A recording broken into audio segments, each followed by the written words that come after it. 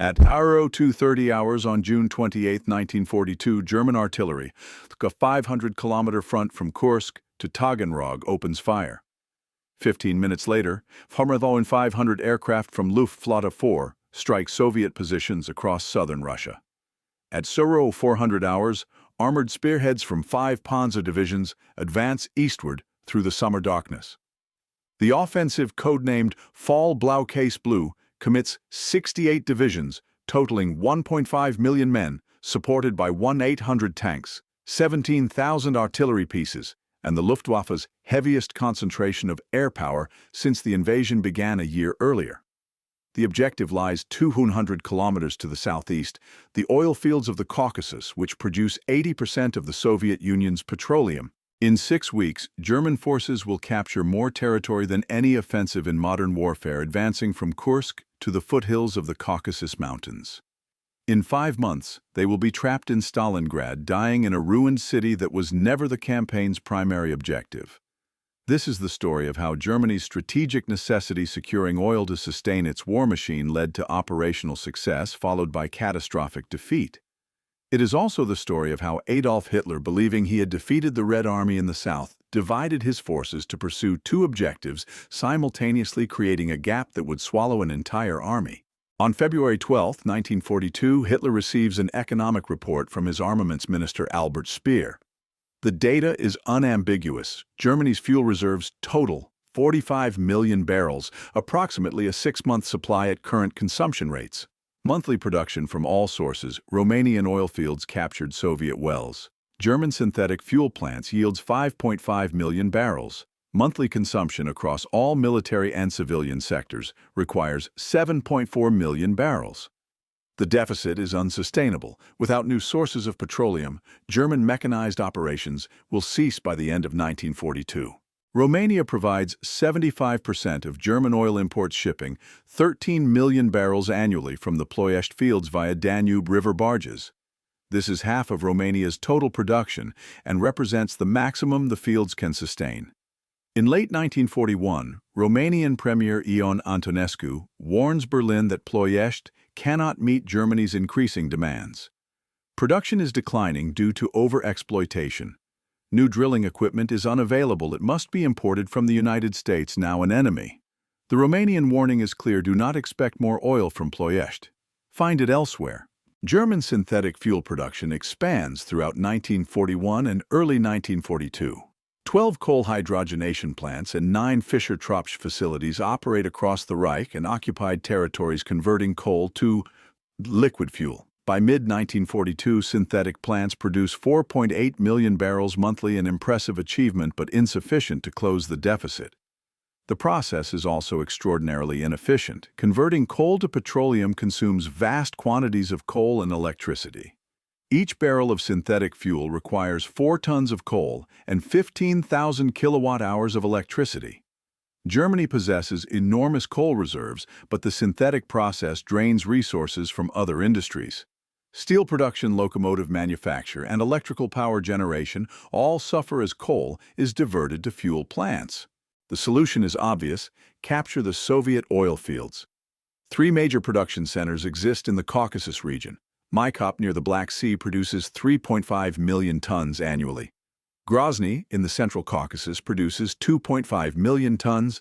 Baku on the Caspian Sea produces 23.5 million tons, 80% of Soviet petroleum and more oil than Romania and Germany's synthetic plants combined.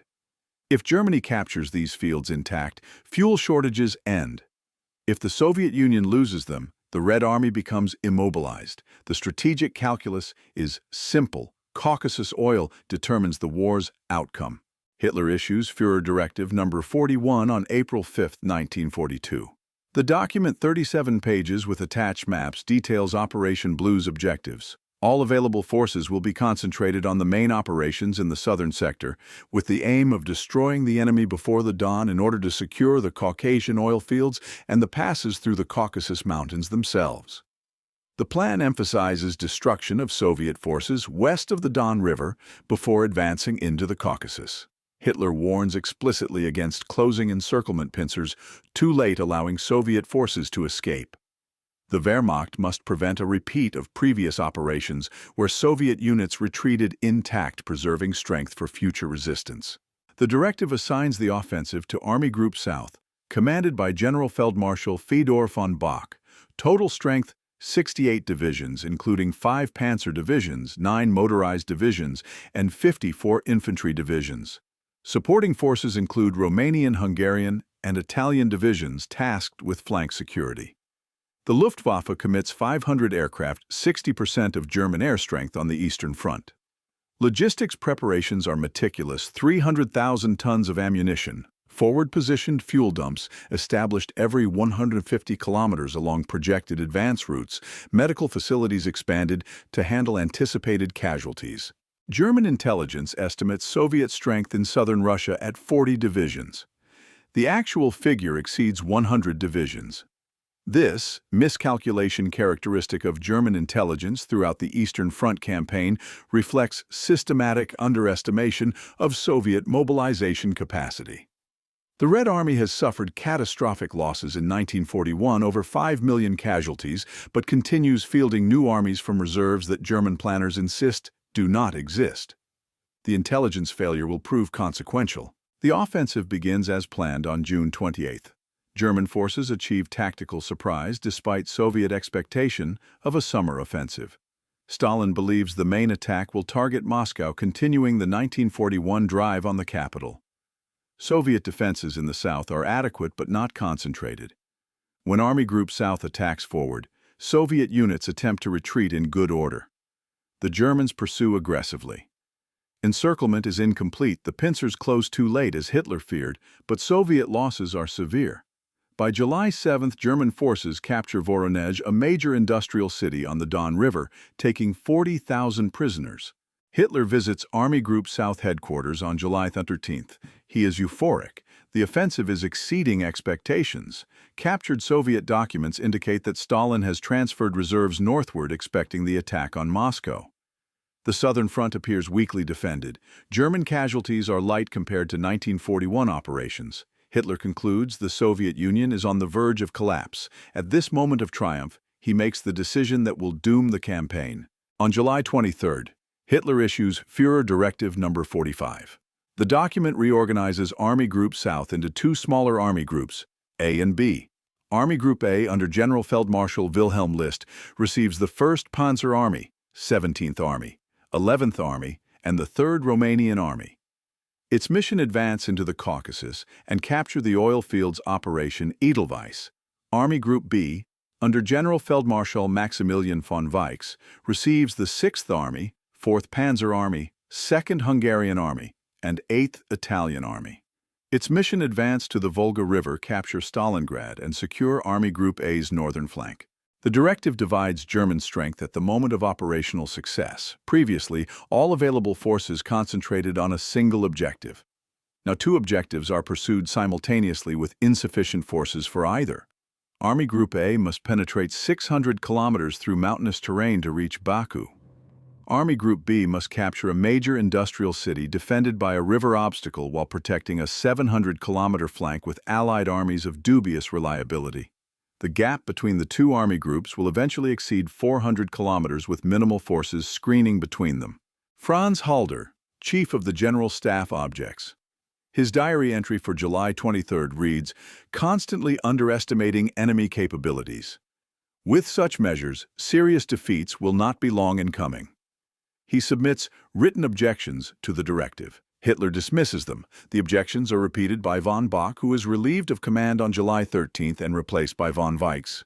List also objects, but less forcefully.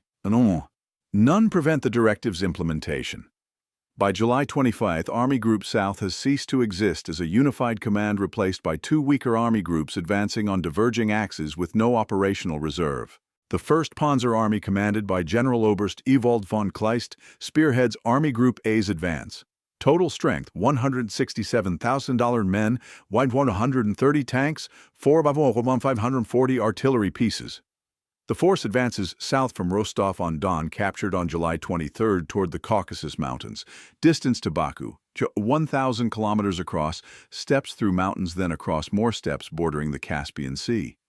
The terrain is rugged. The roads are poor. The supply lines grow longer with each kilometer advanced. On August 9th, German forces capture Maikop.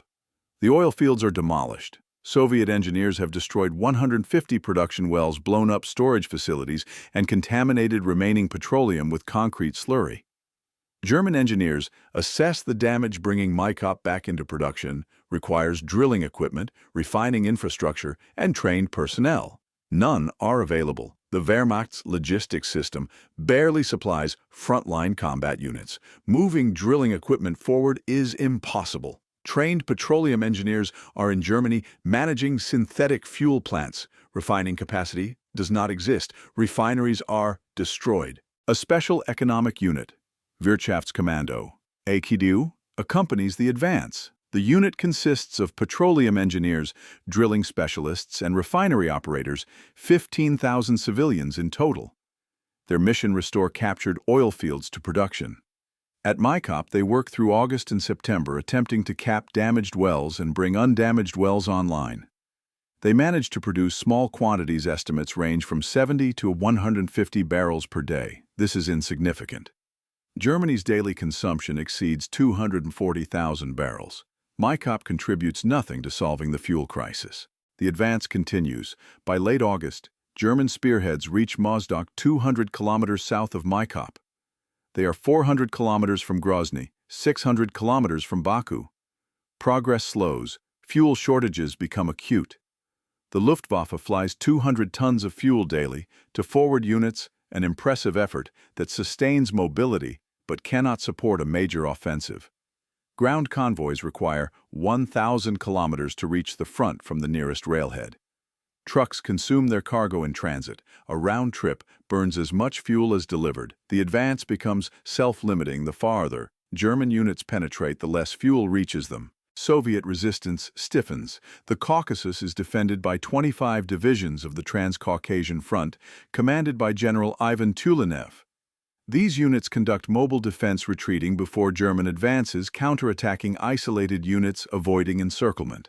They are supported by local militia and NKVD units that harass German supply lines. Partisan activity increases behind German lines. Convoys are ambushed, supply dumps are sabotaged, road bridges are demolished. The Germans commit increasing resources to rear area security, further draining combat strength. On September 6, the 1st Panzer Army reaches its maximum penetration approximately 250 kilometers south of Rostov, still 350 kilometers from Grozny and 550 kilometers from Baku. Von Kleist requests reinforcements and additional fuel supplies. Neither are available. Reinforcements are committed to Stalingrad, where the 6th Army is engaged in intense urban combat. Fuel is rationed. The entire Wehrmacht receives limited allocations as reserves dwindle. Von Kleist is ordered to maintain his position and prepare to resume the offensive when Stalingrad falls. He complies. His forces dig in, occupying defensive positions across a 200-kilometer front, waiting for support that will never arrive. The 6th Army, commanded by General Friedrich Paulus, advances toward Stalingrad beginning in late July. Total strength: 250,000 men, 500 tanks, 7,000 artillery pieces. The city sits on the western bank of the Volga River, a major industrial center producing tanks, artillery, and munitions. Its strategic value lies in geography. Stalingrad controls the Volga, which carries petroleum northward from the Caucasus to central Russia. Capturing the city interdicts this supply route. It also protects Army Group A's northern flank by establishing a defensive line along the Don and Volga rivers. Hitler's interest in Stalingrad is initially operational, not symbolic. The city must be neutralized to secure Army Group A's advance. By mid-August, however, Hitler's focus shifts. The city bears Stalin's name. Its capture will humiliate the Soviet dictator and boost German morale. On August 12th, Hitler orders Paulus to capture Stalingrad with all speed. The urgency reflects Hitler's belief that the city's fall will force Soviet collapse. This belief is mistaken. Stalin recognizes Stalingrad's symbolic importance immediately. On July 28, he issues Order Number 227, not one step back, prohibiting unauthorized retreats and establishing penal battalions for soldiers accused of cowardice. The order is draconian and effective. Soviet units defend Stalingrad with fanaticism that surprises German commanders accustomed to rapid Soviet retreats. The battle for the city becomes a grinding attritional struggle, exactly the type of combat that negates German advantages in mobility and combined arms tactics. Urban combat favors the defender. Buildings provide cover and concealment. Rubble creates obstacles to armor. Long-range observation is impossible. German advantages air, superiority armor, superior training diminish in close combat. Soviet advantages, familiarity with terrain, short supply lines across the Volga, willingness to accept casualties become decisive. The 62nd Army, commanded by Lieutenant General Vasily Chukov, defends Stalingrad from positions within the city. At times, Soviet-held territory extends only 300 meters from the Volga. German forces control everything west of that line. The city becomes a meat grinder, consuming both armies. By September 13th, when German forces reach the Volga and begin attacking the city center, the 6th Army has suffered 23,000 casualties. Soviet casualties exceed 60,000. These losses are unsustainable for Germany, which cannot replace trained personnel. The Soviet Union replaces losses with fresh divisions from Siberia and Central Asia, accepting casualty rates that would break Western armies. Stalin commits reserves freely. He understands that every week Paulus remains fixed in Stalingrad is a week Army Group A cannot receive reinforcements for the Caucasus offensive. The division of forces creates a 400-kilometer gap between Army Groups A and B. The gap is screened by the 16th Motorized Division and Romanian cavalry units insufficient strength to defend against a Soviet counteroffensive. German planners recognize the vulnerability but consider it acceptable. Soviet forces are assumed to be too weak for major offensives. This assumption is catastrophically wrong. Throughout August, September, and October, the Red Army masses reserves behind the Don River north and south of Stalingrad. 6 tank corps, 4 mechanized corps, and dozens of rifle divisions assemble in staging areas beyond German observation. The buildup is concealed through deception operations. Dummy radio traffic suggests units remain in the Moscow sector. Wooden tanks and aircraft create false concentrations far from the actual assembly areas. Partisan operations draw German attention to rear area threats. The deception succeeds. German intelligence detects minor Soviet reinforcements but misses the scale of the buildup. The Soviet plan, Operation Uranus, is simple and devastating. 2 pincers. Southwestern Front attacking from the North, Stalingrad Front attacking from the south will encircle the 6th Army by cutting its supply lines west of Stalingrad. The attack zones target Romanian armies holding the 6th Army's flanks. Romanian units are assessed as weaker than German units, less armor, inferior anti-tank weapons, lower morale. The assessment is accurate. The Romanians have received minimal German support, holding extended frontages with inadequate reserves. They are the vulnerable point in the German line. At 0730 hours on November 19th, Soviet artillery opens fire against the Romanian 3rd Army north of Stalingrad. The barrage lasts 80 minutes. At 0850 hours, 3 Soviet tank corps and 8 rifle divisions attack. Romanian resistance collapses within hours. The Soviet pincers punch through weak sectors, bypass strong points, and exploit deep into the German rear. On November 20th, the southern pincer attacks Romanian positions south of Stalingrad. Again, Romanian defenses collapse. German reserves, 2 panzer divisions, counterattack, but cannot contain the breakthroughs. Soviet mobile units advance rapidly, their objective, the town of Kalach, 70 kilometers west of Stalingrad. On November 23rd, the pincers link up near Kalach. The encirclement is complete. Inside the pocket, the 6th Army portions of the 4th Panzer Army Romanian units, approximately $250,000 to 300,000 men, depending on which estimates are accepted. They possess food for 3 weeks, fuel for 2 weeks, ammunition for limited combat operations. The Luftwaffe promises to airlift 500 tons of supplies daily, sufficient to sustain the pocket. This promise is impossible to fulfill. The Luftwaffe delivers an average of 95 tons daily throughout November and December. Starvation begins immediately. Combat effectiveness deteriorates. By January, soldiers receive 200 grams of bread, daily starvation rations. Hitler orders the Sixth Army to hold Stalingrad. He believes the encirclement can be broken by a relief offensive from the south. General Feldmarschall Erich von Manstein, commanding the newly formed army group, Don organizes Operation Winterstorm, a thrust by the 4th Panzer Army towards Stalingrad to re-establish land connection with the pocket. The operation begins December 12th. German forces advance 65 kilometers in 5 days, reaching the Mishkova River, 48 kilometers from Stalingrad's perimeter. They can advance no further. Soviet reserves block the advance. Von Manstein urges Paulus to break out toward the relief force. Paulus requests Hitler's permission. Hitler refuses. The Sixth Army will hold Stalingrad. On December 16th, the Soviets launch Operation Little Saturn, a major offensive against the Italian Eighth Army northwest of Stalingrad. The Italians collapse. Soviet mobile units exploit toward Rostov-on-Don, threatening to cut off Army Group A in the Caucasus. Von Manstein abandons Winterstorm, redirecting forces to contain Little Saturn. The Sixth Army's relief will not occur. Paulus is ordered to continue holding. He complies. In the Caucasus Army Group recognizes its danger immediately. Soviet forces advancing from Stalingrad toward Rostov threaten to trap the entire army group, 15 divisions, 400,000 men, in the mountains. On December 28th, Hitler authorizes Army Group A to withdraw from the eastern Caucasus. The retreat begins January 1, 1943.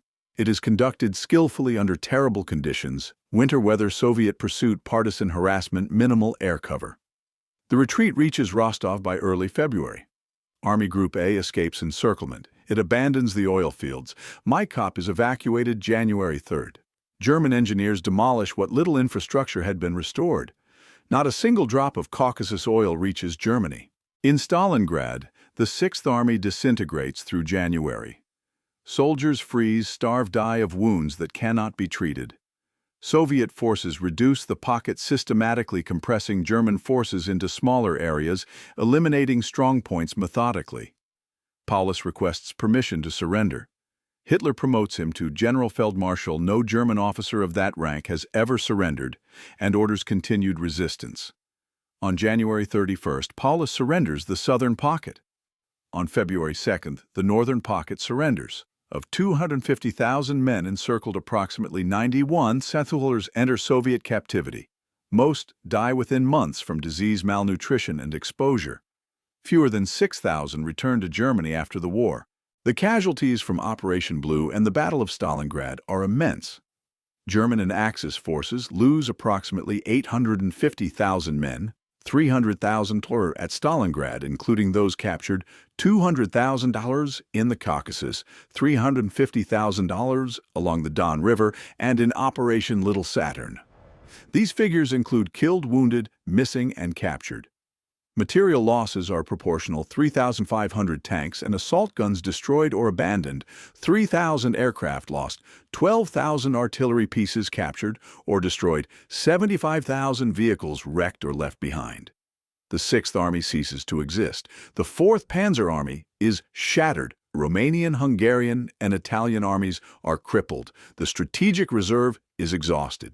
Soviet casualties exceed 2,750,000 in the Stalingrad area, 400,000 in the Caucasus, the remainder across the southern front during August through November. Soviet losses are replaceable. German losses are not. The Red Army mobilizes fresh divisions from its vast population and extensive training system. The Wehrmacht cannot replace elite units destroyed at Stalingrad. Experienced NCOs, skilled tank crews, veteran infantry, these are irreplaceable. The personnel losses matter more than the material losses. Germany's industrial capacity can produce tanks. It cannot produce soldiers with 3 years combat experience. The strategic consequences extend beyond casualties. Germany loses the initiative on the Eastern Front permanently. After Stalingrad, every major German operation is reactive, responding to Soviet offensives rather than imposing German operational concepts. The Kursk offensive in July 1943, Germany's final major attack, is driven by desperation to regain initiative, not strategic vision. It fails, catastrophically confirming that German offensive capability is broken. The oil problem remains unsolved. Germany never captures Baku. The synthetic fuel plants continue operating but cannot meet increasing demand as the war expands. Allied bombing of Ploiești begins in 1943, reducing Romanian production. By 1944, fuel shortages ground Luftwaffe fighter units, immobilized panzer divisions, and forced the Wehrmacht to rely increasingly on horse-drawn transport. The shortage Hitler sought to solve by capturing the Caucasus instead worsens as Soviet advances overrun German-held territory, destroying infrastructure and capturing fuel stocks. The psychological impact on German leadership is profound. Hitler's confidence in his strategic judgment, never modest, becomes delusional. He increasingly micromanages tactical decisions, countermanding field commanders, refusing to authorize necessary withdrawals.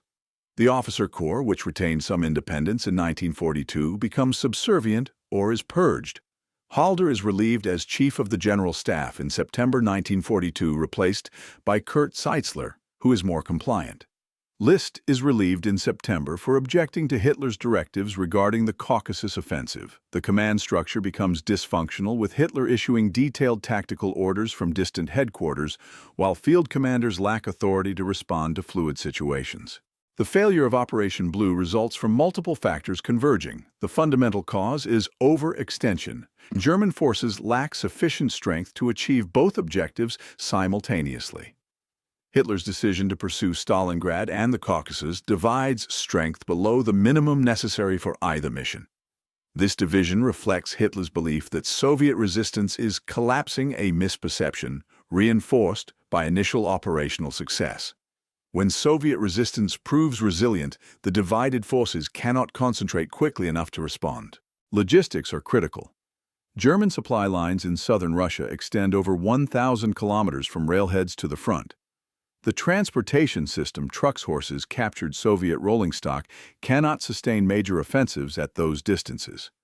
Fuel shortages, the very problem the offensive seeks to solve, constrain operations from the start.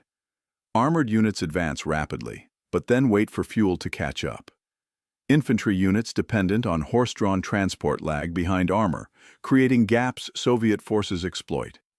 The logistics system works adequately for defensive operations on shortened fronts. It fails completely when stretched across southern Russia. Intelligence failures compound operational mistakes. German estimates of Soviet strength and reserves are consistently wrong. Soviet maskirovka, military deception, succeeds brilliantly.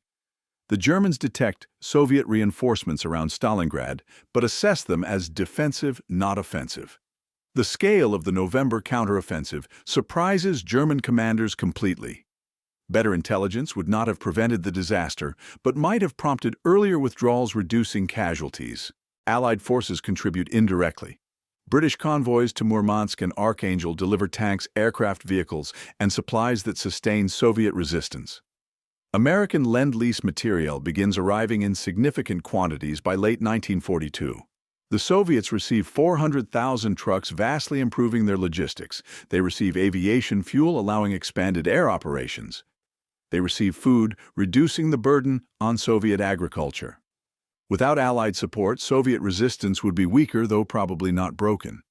With Allied support, Soviet counteroffensives become operationally sustainable. The German strategic concept is flawed from inception. Capturing oil fields requires not just military occupation, but restoring production. The Germans plan for this Wirtschaftskommando A, accompanies the advance but underestimate the challenge. Restoring demolished oil fields requires months of work under secure conditions with adequate equipment and personnel. None of these conditions exist. Even if German forces had reached Baku, they could not have brought it into production quickly. Soviet scorched earth policies ensure captured facilities are useless. The German plan assumes intact capture of functioning oil fields. This assumption is naive. Military historians debate whether Operation Blue could have succeeded if executed differently.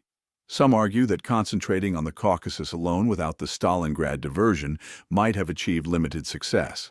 Others contend that Soviet reserves and defensive capabilities, underestimated by German intelligence, would have defeated any German offensive regardless of concentration. The counterfactuals cannot be tested, but the arguments illuminate assumptions. The concentration argument holds that committing Army Group B's forces, including the 6th and 4th Panzer Armies, to the Caucasus offensive would have provided sufficient strength to reach Grozny and possibly Baku before Soviet reserves could react. With 6 Panzer armies advancing together, Soviet mobile defense would be overwhelmed. The breakthrough would be deeper and faster, outrunning Soviet reinforcements. This scenario requires accepting significant risks. Army Group A's northern flank would be exposed, requiring substantial forces for flank protection. Logistics would be even more stretched, supporting a concentrated offensive. Soviet reinforcements would eventually arrive. Whether German forces could have held the Caucasus through winter is questionable. The alternative argument notes that Soviet defensive capabilities in 1942 are far stronger than German intelligence recognizes. The Red Army has learned from 1941's disasters. Defensive doctrine emphasizes mobile defense and depth trading space for time-avoiding encirclement counterattacking flanks. This doctrine applied in the Caucasus would have slowed any German advance regardless of strength. Soviet reserves tank corps forming throughout summer 1942 would have counterattacked German spearheads. The terrain favors defense. The Caucasus Mountains form a natural barrier. Once German forces enter the mountains, mobility advantages disappear. Infantry and mountain warfare specialists become decisive. The Wehrmacht lacks sufficient mountain troops for large-scale operations. The advance stalls regardless of initial success on the steppes. Both arguments contain truth. A concentrated offensive would have achieved greater initial success but faced insurmountable logistics and terrain challenges eventually. The divided offensive fails sooner, but not by much. The fundamental problem is not operational design, but strategic overreach. Germany lacks the resources, men, material, fuel to conquer the Caucasus and hold it against Soviet counteroffensives. The attempt guarantees overextension. The only question is when and where German forces become fixed and vulnerable. In the decades after the war, surviving German commanders write memoirs attempting to explain the disaster. Von Manstein in Lost Victories argues that flexible defense and timely withdrawals could have preserved German forces, allowing strategic counterstrokes. Heinz Guderian in Panzerleader blames Hitler's refusal to delegate operational authority to field commanders. Paulus, held in Soviet captivity until 1953, provides testimony at Nuremberg and writes extensively about Stalingrad, emphasizing that he followed orders and requested permission to break out. These accounts serve exculpatory purposes, professional soldiers explaining how political leadership caused military failure. The explanations contain validity but also avoid responsibility. German generals accepted Hitler's directives. They executed orders they knew were operationally unsound. Halder objected in his diary, but not forcefully in Hitler's presence. List objected and was relieved, ending his military career. Other commanders, fearing similar fates, remained silent. The German military tradition of obedience, which served the Wehrmacht well in tactical execution, failed at the strategic level. Operational skill cannot compensate for strategic stupidity. The generals understood this but could not or would not act on that understanding. Soviet accounts emphasize superior strategy, better intelligence, and the Red Army's growing operational competence. Marshal Georgy Zhukov, Stalin's most trusted commander, argues in Memoirs and Reflections that the Soviet High Command anticipated German objectives and prepared accordingly. The buildup of reserves around Stalingrad was deliberate, creating conditions for a decisive counteroffensive. Soviet operational art, deep operations, combined arms coordination, massed artillery matured in 1942, allowing the Red Army to execute complex encirclement operations that German forces could not counter. The Soviet account is closer to truth, but also self-serving. Soviet operational competence in 1942 is improving, but uneven. Minha? Many Soviet counteroffensives fail catastrophically. The Kharkov offensive in May 1942 results in 275,000 Soviet casualties and achieves nothing. The Rev offensives throughout 1942 and early 1943 cost over 1 million casualties for minimal territorial gains. Soviet success at Stalingrad results partly from competence, partly from German mistakes, and partly from circumstances: the vulnerability of Romanian armies, the overextension of German logistics. Hitler's refusal to authorize timely withdrawals. Soviet commanders exploit these factors skillfully, but the factors are largely German-created. Today, the battlefields of Operation Blue are scattered across southern Russia and the Caucasus. Volgograd, renamed from Stalingrad in 1961, memorializes the battle extensively. The Mamayev-Kurgan Memorial Complex, dominated by the 85-meter statue, The Motherland Calls, attracts millions of visitors annually. The Panorama Museum displays artifacts, weapons, and photographs documenting the battle. German and Soviet cemeteries hold thousands of remains. The Volga still flows past the city, wide and brown, indifferent to the armies that died along its banks. In the Caucasus, few memorials mark Army Group A's advance. Maikop is an oil-producing city, again, its fields developed in the Soviet era and continuing production in modern Russia. The demolished wells from 1942 are long since replaced. No German cemeteries exist. The Wehrmacht evacuated its dead during the retreat, or Soviet forces buried them in unmarked graves. A few monuments commemorate Soviet defenders. The mountains remain rugged and beautiful, largely unchanged from 1942. Tourists hike the same passes German mountain troops tried to force in autumn 1942. The terrain makes clear why the offensive stalled.